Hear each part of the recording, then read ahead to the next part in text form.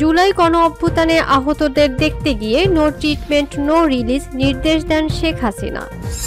আন্দোলন চলাকালে ছাত্রলীগ নেতাদের ধর্ষণে অন্তঃসত্ত্বা তরুণী। অন্তর্বর্তী সরকার লক্ষ্য থেকে বিচ্যুত হচ্ছে, বললেন তারেক রহমান।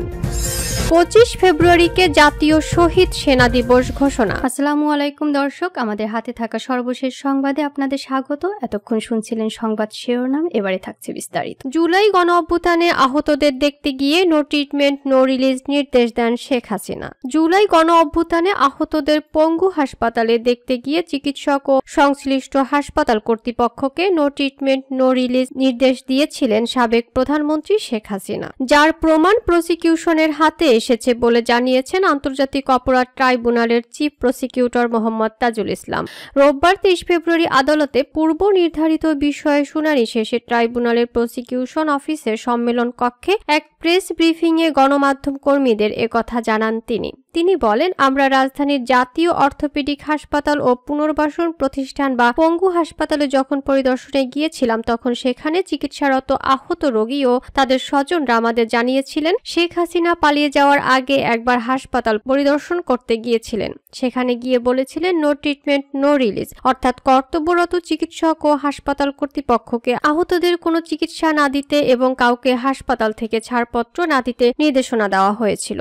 চিফ প্রসিকিউটর বলেন, রোগীদের পাশাপাশি এই নির্দেশনা বলির কথা সেখানকার ডাক্তাররাও আমাদের জানিয়েছেন। এর তথ্য প্রমাণাদি আমাদের হাতে আছে, আমরা সেটাই আজ আদালতকে জানিয়েছি। এ সময় সাংবাদিকদের এক প্রশ্নের জবাবে তিনি বলেন, জুলাই আগস্ট গণ অভ্যুত্থান চলাকালে আমাদের সে সকল সন্তানরা শহীদ হয়েছেন, তাদের মৃতদেহ প্রশাসনের নির্দেশে সুরতহাল করতে দেওয়া হয়নি, কাউকে ডেথ সার্টিফিকেটও দেওয়া হয়নি। এমনকি গুলিবিদ্ধ অবস্থায় হাসপাতালে যাওয়ার পর যারা সেখানে শহীদ হয়েছেন তাদের ডেথ সার্টিফিকেটে গুলিতে মারা গেছে এই কথাটিও লিখতে দেওয়া হয়নি। শ্বাসকষ্ট কিংবা জ্বরে মারা গেছে এ ধরনের কথা লিখতে বাধ্য করা হয়েছে। আন্দোলনে শহীদদের লাশ দাফন করতে যাচ্ছে জানতে পারলে রাস্তায় পুলিশ তাদের পরিবারের উপর হামলা আক্রমণ করেছে। তিনি বলেন, আদালত আমাদের কাছে জানতে চেয়েছেন যে শহীদদের সুরতহাল প্রতিবেদন বা পোস্টমর্টেম রিপোর্ট খুবই গুরুত্বপূর্ণ সাক্ষ্য এবং কেন সেগুলো নেই। আমরা আদালতকে জানিয়েছি সেই মুহূর্তে মানবতা বিরোধী অপরাধের মাত্রা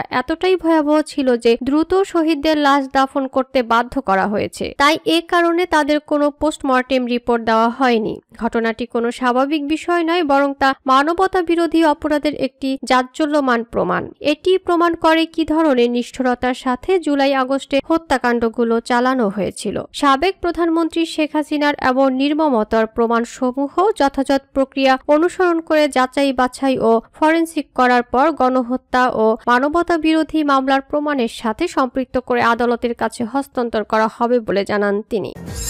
আন্দোলন চলাকালে ছাত্রলীগ নেতাদের ধর্ষণে অন্তঃসত্ত্বা তরুণী। বৈষম্য বিরোধী ছাত্র আন্দোলন চলাকালে ছাত্রলীগের নেতাদের ধর্ষণের শিকার এক ছাত্রী বিচার চেয়ে সমন্বয়কদের উপর ক্ষোভ ঝেড়েছেন। ওই ছাত্রী বলেন, গত 4 আগস্ট সকাল 9:30টার দিকে চাষারা গোল চত্বর থেকে ছাত্রলীগের নেতারা তাকে তুলে নিয়ে যায়। তারা 20 থেকে 25 জন ছিল।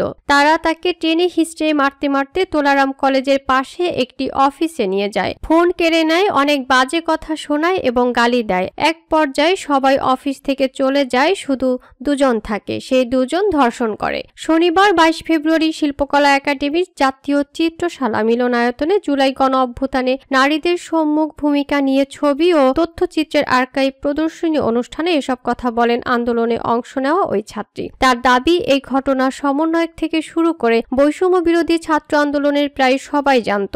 অনেকে দাঁড়ে দাঁড়ে ঘুরেও বিচার মেলেনি, কেউ গুরুত্ব সহকারে দেখেনি বিষয়টি। যে 2 লোক ধর্ষণ করেছে তারা এখনো ঘুরে বেড়াচ্ছে, তাদের কোনো শাস্তি হয়নি। ওই মেয়ে অভিযোগ করে বলেন, আমি যখন সমন্বয়ক উমামা ফাতেমা আপুকে বিষয়টি জানাই তিনি বলেন, তোমার সাথে অনেক খারাপ হয়েছে, তারপর এই বিষয়টা ক্লোজ করে দেন। আমি যখন বিষয়টি সমন্বয়ক নুসরাত তাবাসসুম আপুকে জানাই তিনি বলেন, তুই আমাকে হোয়াটসঅ্যাপে নক দিস। পরে তাকে নক দিলে তিনি মেসেজ সিন করেননি।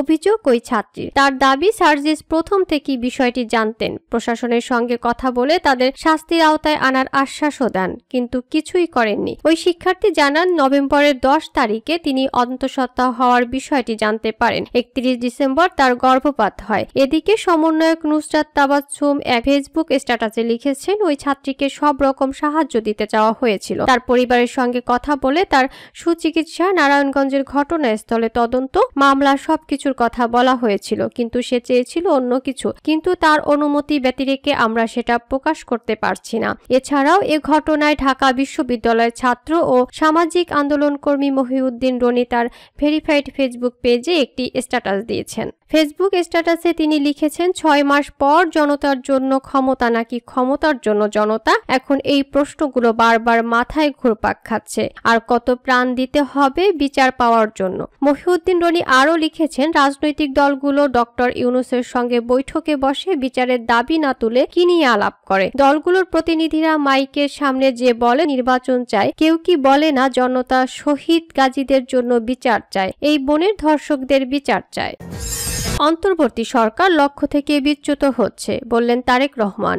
অন্তর্বর্তী সরকার তাদের লক্ষ্য থেকে কিছুটা বিচ্যুত হচ্ছে বলে মন্তব্য করেছেন বিএনপির ভারপ্রাপ্ত চেয়ারম্যান তারেক রহমান। রোববার ঢাকা বার আইনজীবী সমিতি মিলনায়তনে রাষ্ট্রকাঠামো মেরামতের 31 দফা রূপরেখা শীর্ষক এক প্রশিক্ষণ কর্মশালায় তিনি এ মন্তব্য করেন। এই প্রশিক্ষণ কর্মশালায় আয়োজন করে জাতীয়তাবাদী আইনজীবী ফোরাম। তারেক রহমান বলেন, আমরা লক্ষ্য করছি যে সরকারের বিভিন্ন ব্যক্তির কথাবার্তা থেকে এবং বিভিন্ন ব্যক্তি আলোচনা থেকে ফুটে উঠেছে যে তারা সম্ভবত তাদের লক্ষ্য থেকে কিছুটা হলেও ক্ষেত্র বিশেষে বিচ্যুত হচ্ছে, আর বিভিন্ন ব্যক্তির বিবৃতিতে বিভিন্ন রকমের বিভ্রান্তি তৈরি হচ্ছে। মানুষ বিভিন্নভাবে কনফিউজড হচ্ছে। খুব স্বাভাবিকভাবে রাজনীতিতে যখন কনফিউজ থাকবে, অস্থিরতা তখন দেখা দেবে। এই অস্থিরতার কারণে প্রত্যেকটি দেশের প্রত্যেকটি মানুষ সমস্যার সম্মুখীন হবে, কারণ যখনই রাজনৈতিক অস্থিরতা থাকবে, রাজনৈতিক স্টেবিলিটি যদি আমরা নিশ্চিত করতে না পারি, তাহলে আমরা যে যতই সংস্কারের ঘোষণা করি না কেন, কোনোটাই সফল হবে না। তারেক রহমান আরো বলেন, রাজনৈতিক অস্থিরতা, তর্ক বিতর্ক এবং আলোচনা বলুন, সেটিকে সংসদের মধ্যে নিয়ে আসা। সংসদই হচ্ছে সবচেয়ে বড় ও মূল জায়গা, যেখানে রাজনৈতিক বিষয় আলোচনা ও সিদ্ধান্ত যাই হোক না কেন সেটি সংসদের মধ্যে হয়ে থাকে। আমরা সংসদকে কার্যকর করতে যত দেরি করব, এই অস্থিরতা, তর্ক ও বিতর্ক সংসদের বাইরে ছড়াতে থাকবে। তখন সকল জায়গায় একটা অস্থিরতা দেখা দেবে, যা সামগ্রিকভাবে দেশকে ক্ষতিগ্রস্ত করবে। তিনি বলেন, দেশের দ্রুত একটা স্থিতি অবস্থা প্রয়োজন। বিএনপির ভারপ্রাপ্ত চেয়ারম্যান আরো বলেন, আমরা যদি চারদিকে তাকাই তাহলে আমরা একটি অস্থিরতা হয়তো লক্ষ্য করতে পারি। প্রত্যেক জায়গায় একটা অস্থিরতা বিরাজ করছে। এই অস্থিরতা বিরাজ করার মূল কারণ হতে পারে, স্বাভাবিকভাবে এই মুহূর্তে অন্তর্বর্তীকালীন সরকার আছে।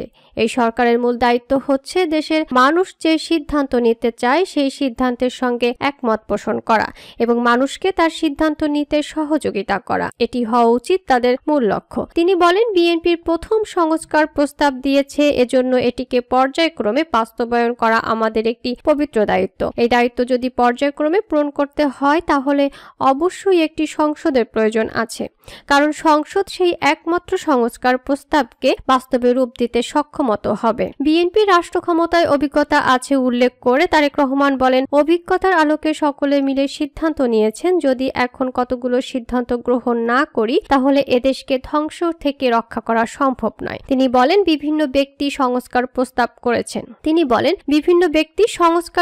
করেছেন, যেটি খুব ভালো বলে আমি মনে করি, কিন্তু যে সময় কেউ সাহস করেনি, ঠিক সেই সময় বিএনপি এবং যুগপৎ আন্দোলনের দলগুলো মিলে 31 দফা উপস্থাপন করেছে। 25 ফেব্রুয়ারিকে জাতীয় শহীদ সেনা দিবস ঘোষণা।